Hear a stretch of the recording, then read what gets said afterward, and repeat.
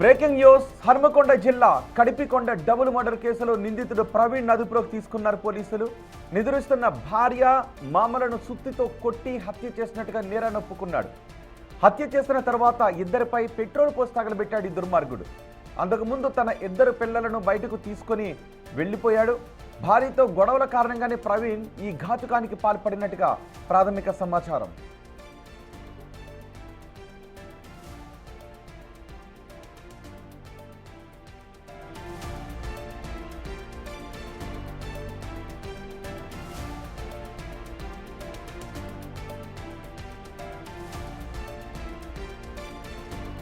మరింత సమాచారం మా ప్రతినిధి వేణు అందిస్తారు. వేణు, ప్రస్తుతం ఈ నిందితుని పోలీసులు అదుపులోకి తీసుకున్న తర్వాత ఏం చెబుతూ ఉన్నాడు? అంత భార్య తండ్రి మామను అంత దారుణంగా ఎలా చంపేశాడు?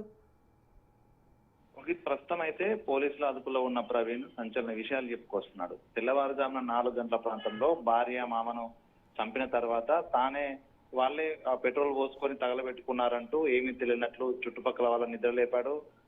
తన బంధువులకు కూడా ఫోన్ చేసి ఇద్దరు ఆత్మహత్య చేసుకునే ప్రయత్నం చేశారంటూ బుకాయించే ప్రయత్నం చేశాడు. అయితే పోలీసులు అదుపులోకి తీసుకుని విచారిస్తుండగా ఇద్దరిని తానే హత్య చేసి ఆ తర్వాత శవాలు కూడా కనపడకుండా కాలబెట్టాలనేటువంటి ప్లాన్ తోనే గత వారం నుంచి ప్లాన్ చేసుకొని నిన్న మధ్యాహ్నము పెట్రోల్ తీసుకొని వచ్చి ఒక చోట దాచిపెట్టాడు.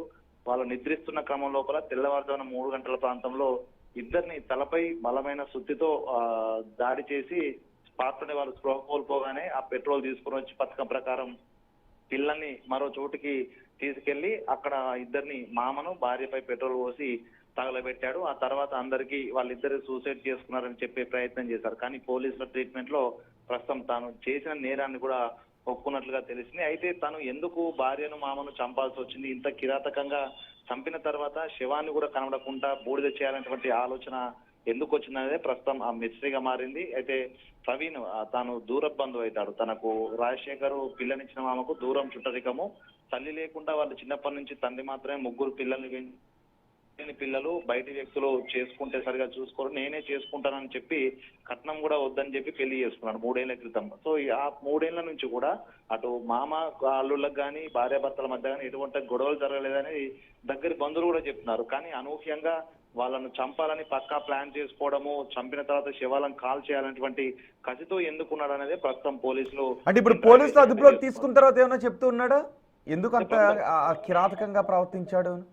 అంటే మొదటగా పోలీసులు అదుపులోకి తీసుకొని పోలీస్ జీప్ లో వెళ్తున్న క్రమంలో చిన్న పిల్లలు 6 months పాప ఉన్నాడు, 1.5 year బాబు ఉన్నాడు. ఇద్దరిని కూడా తన మరదళ్ళు పెంచాలని చెప్పాడు. ఆ తర్వాత ఒకవేళ వాళ్ళు కనుక పెంచుకోకపోతే అనాథాశ్రమంలో నా పిల్లల్ని వేయండి, తను తప్పు చేసింది, శిక్ష అనుభవించిందని చెప్తూ నవ్వుకుంటూ తను హాయిగా వెళ్ళిపోయాడు. సో పోలీసులు ఎంక్వైరీ చేస్తున్న కొద్ది కూడా తను కొన్ని రోజుల క్రితం నుంచి ప్లాన్ చేసి, అంటే భార్యపై అనుమానమా?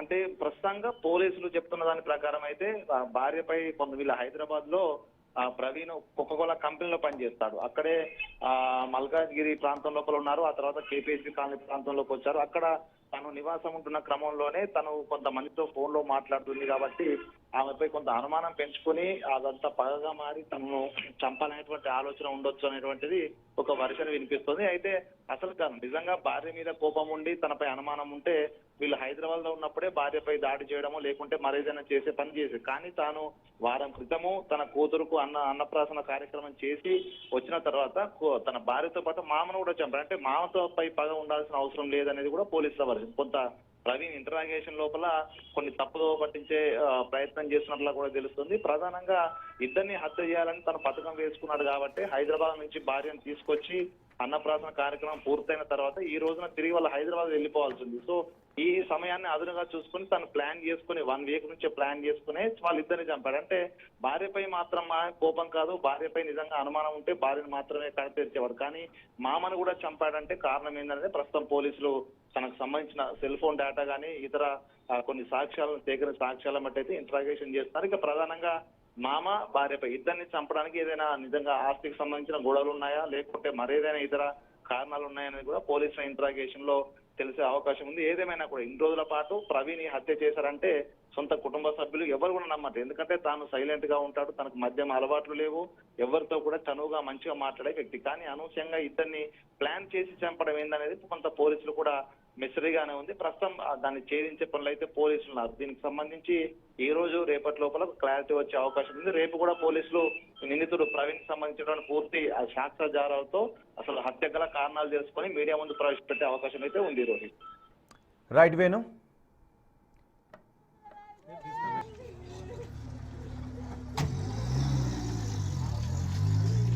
Yeah.